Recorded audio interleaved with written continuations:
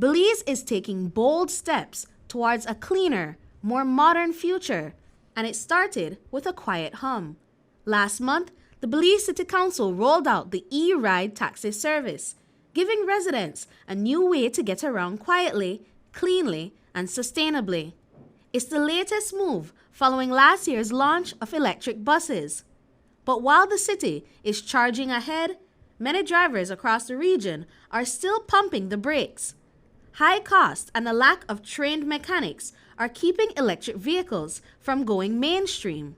That's why this week, technicians from across the region are gathering at IT Vet in Belize City to get hands-on training in EV maintenance.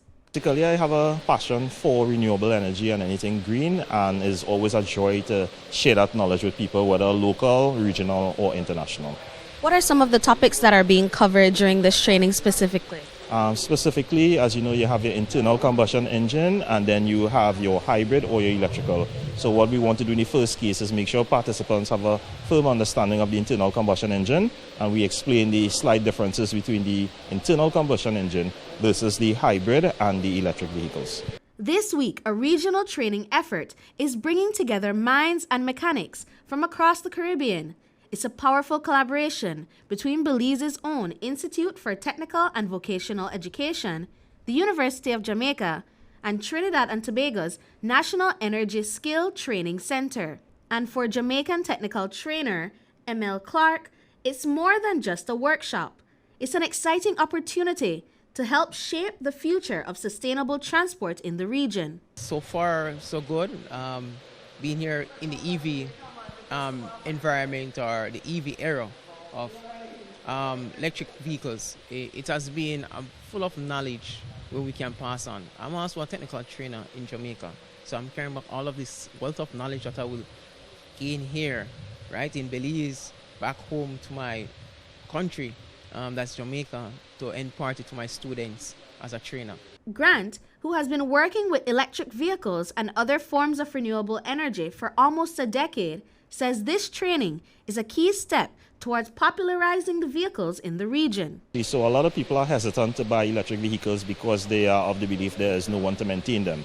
And this training here is really a trainer where we will expose these trainers present, and they will now go back and teach their students to make them well equipped to deal with both hybrid and electric vehicles. Clark plans to take this information back to Jamaica, where he will pass it on to the youth and adults he educates. We're good to share information, good to communicate with each other, good to learn from how the manufacturers are building the vehicles and our safety.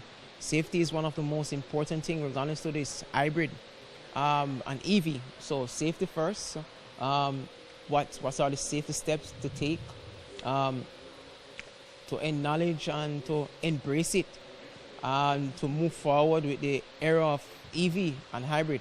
Participants were not only educated in how to maintain these vehicles, but were exposed to different models that may not be available in their country yet. Other parts of the Caribbean get different type of vehicles. For example, now we have a duo here, where in my country we don't have it.